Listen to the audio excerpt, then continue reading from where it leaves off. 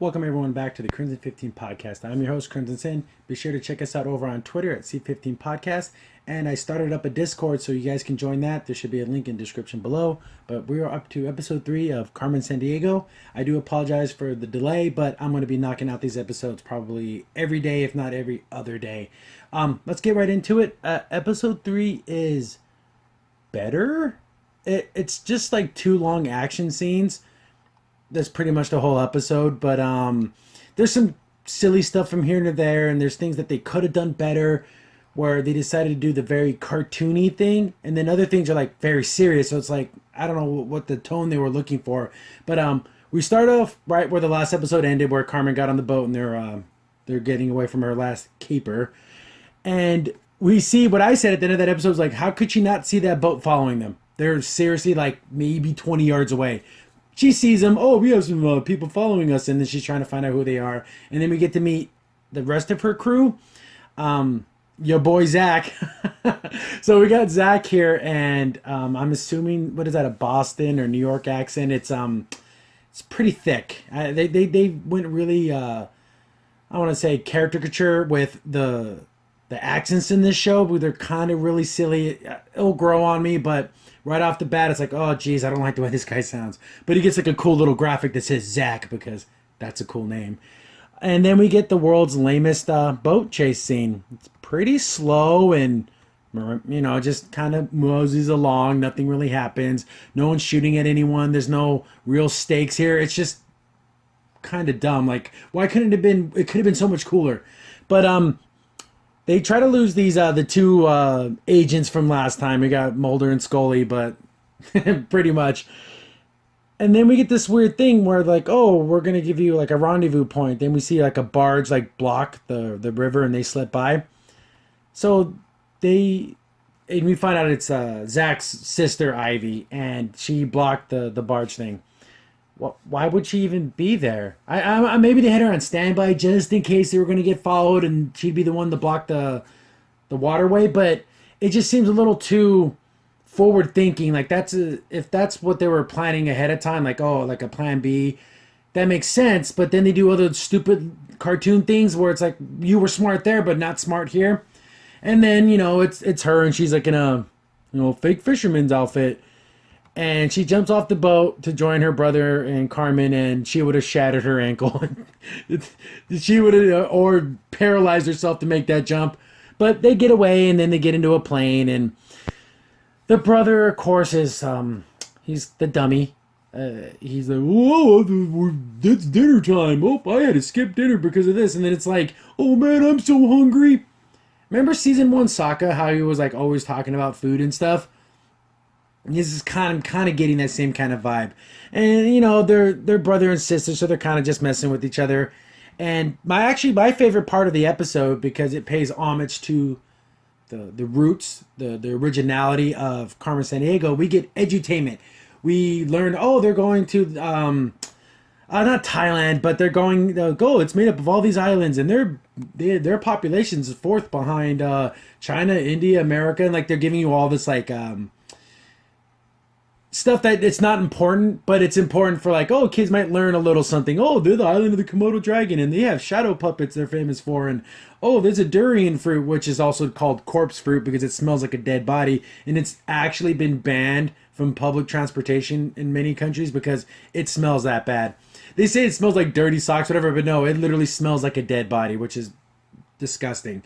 But it's kind of fun. That is literally my favorite part of the episode. I'm glad they didn't skip on the edutainment aspect of Carmen Sandiego. So we got to learn a little something. That's fun.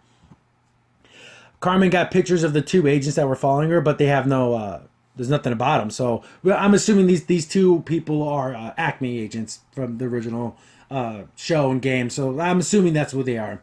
We get back to Inspector Cousteau and his partner, and again, he's an idiot. She's the smart one. She's the one figuring things out and questioning things, and he's just like, he just mansplains everything and just, why don't you just shut up and listen to me?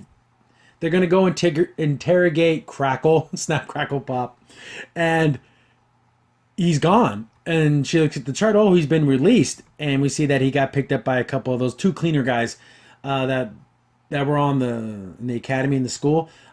Are these guys robots? Are these guys clones? Are these the only two quote unquote cleaners that they have? But that's a little ridiculous. They just released them, so someone within Interpol is compromised by Vile. Like that's some deep seated roots that Vile has. If they can go under an international incident and then just like, oh, we can just release a person without even telling the arresting officers. That's a little far fetched. That's what I'm talking about. It's like, oh, that's like a very kind of a more serious type of plot device. Then they go and do something silly, like the very next scene we have the professors, the teachers of the academy, and we see they're all talking about what happened and how Carmen Sandiego got away, and we see Dr. Cerebellum. Oh my God, that's awful. I'm gonna just call her and tap her because that's basically what she is. And they're talking to her and she's not listening. And she has like a bunch of view screens up and of course a piece of pie. So it's always gotta be about food.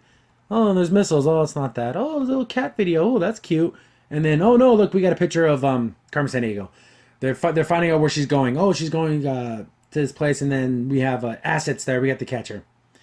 We get back to Carmen and her buddies, and they're driving around, just kind of, and it's just more kind of dumb dialogue. But I guess brother and sister, I can kind of tolerate it a little bit.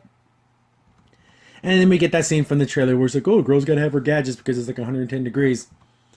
They get to the secret base that was Cerebellum's, one of her research labs, and they have like this. It's a drone, but it doesn't use propellers. It has like little jets to fly. Like, okay. And they fly into the building and it can cut its way in, and there's like all these like lasers, and it has to like fly through all these lasers. Like, why not just have it one solid protection thing? Why do this? Why even make it impenetrable at all if you don't have to? Make it to where it can detect any type of sound or heat or anything like that, so nothing could penetrate it. And you get this weird. It's not weird because I would consider, she's like, oh, forgot what the hell they called this drone. It's a girl, because she like said she's in, and of course it's a girl. She's awesome. It's traditional to call things like, people refer to ships as females and they refer to their car, it's a woman. That's just like a traditional kind of thing to give objects female names or refer to them as girl, she, not because they're quote unquote, because they're awesome. So if it was a lame device, it would be a guy. Is that what they're saying? Just little stupid things like that. Just it's not necessary. But it goes in there and it hacks the computer, and player is able to hack it in seconds. Or less than a minute he hacks this thing. They get inside the research lab and it looks like, traditional science fiction lab. And of course Carmen's like, oh, the people here just left because like their coffee's still warm. I'm assuming since they knew Carmen was coming, they told everyone to basically evacuate. But why wouldn't they shut down all their computers and or destroy them? Wouldn't there be some type of like abandonment protocol, you slash and burn? Why even leave it hackable? If they know that Carmen can hack these things and she was able to get all their information, why leave anything? Whatever. So they're hacking another computer, and of course Zach is like, oh, I'm so hungry, I'm gonna eat this rice that's just out here. And it's in a petri dish, but he's an idiot and he's gonna eat it anyways. I wonder if that probably would have killed him, because they end up finding out that this rice has been infected with some type of biological weapon that's going to destroy rice. So I'm like, oh, that's an evil plan, because if they attack the crops and the food, there's going to be a lot of starving people, and that's going to be like an epidemic. Like millions of people could die. I'm like, that's a pretty evil thing to do. Like, why would they do that? Why would they destroy all the rice? Just order some pizzas. You can't be this stupid. Like, how can you be this dumb? But she explains to them, look at this, dummies. If they do that, this is their whole entire food staple. Rice is such, in many Asian countries, that you don't know rice, you have starving people. And the reasoning behind it is the most ridiculous. This is the stupid cartoon thing. They want to wipe out the rice crop so they can sell them Vile brand instant rice and make some money. And it tastes terrible. That's beyond stupid. That is, you took such an evil plan to have such a non-evil, stupid, just to make a few bucks. This would have been better. This is what I would have done. So they're going to decimate these crops. They have genetically modified crops. Oh, we can sell them to this country and then they can like make themselves look even better. Like, oh, we came in and through humanitarian aid, we saved all these people, thus boosting vials, making them look better, making them look like the good guys. Not to sell instant boxes of, 60, minute rice. It's beyond silly. So they find out that, they're going to chase that truck that has the virus or bacteria or whatever the fungus they're going to use to affect the rice crops. And then, we get Super Carmen. She's just like, oh, the truck's down there. It's like on a different, it's like in the jungle type area. She just jumps off their little Humvee thing and just flies down there. Lands on top of the truck. And of course they hear it. It's Tigress, the woman from her former classmate. I got a feeling that wasn't a Komodo dragon. No. What do you must be a super genius. A Komodo dragon just fell out of the sky and landed on your truck. What a stupid thing to say. So they get into a little fight. And this is where it's like a big chunk of the episode is this little action scene. It's an okay fight, nothing special. What I didn't understand is why didn't the driver just slam on the brakes? There goes Carmen. There goes the car, smashes in the rear of them, kill the two dum-dums, and Carmen's gone. It's you have to suspend, the suspension of disbelief. You just got to realize that, the person driving the truck's an idiot. He doesn't know any better. So they're fighting on the thing, and it's okay. Then the sister just jumps on the hood of the truck, and then she jumps to the thing. She's going to pick the lock or whatever. I can believe Carmen. She was super trained, and she's super athletic. Could Ivy pull this off? I really don't think she has the physical aptitude to do these type of crazy stunts, but whatever, she can do it because girls are awesome. And, the fight continues, and of course, remember we talked about the durian fruit? And, the brother sees one, oh, sweet, it's fruit time. These things stink so bad, you couldn't possibly be within one being cut open without it just hitting you. Like, you don't even have to be actively smelling. That's how strong the disgusting smell is. But he smells it. Oh, it's gross, but he eats it anyways. You kind of wouldn't be able to eat a durian the way that he does because there's like these pulpy seeds, and you kind of have to think of like big pomegranate seeds. You don't eat it like a watermelon, like he's just like biting into it. You don't do that.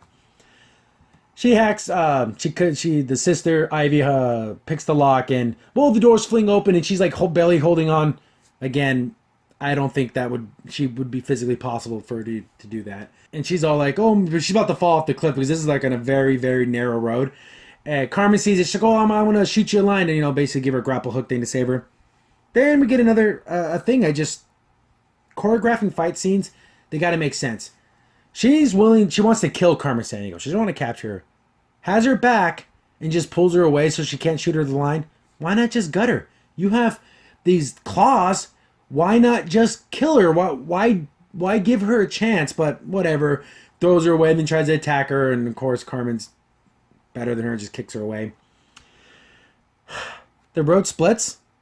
And Ivy just jumps to the truck. Again, it's so crazy. We gotta do a Mythbusters. Everything that just happened, none of this is even beginning to be physically possible, especially for her. Carmen, maybe. Tigress, maybe.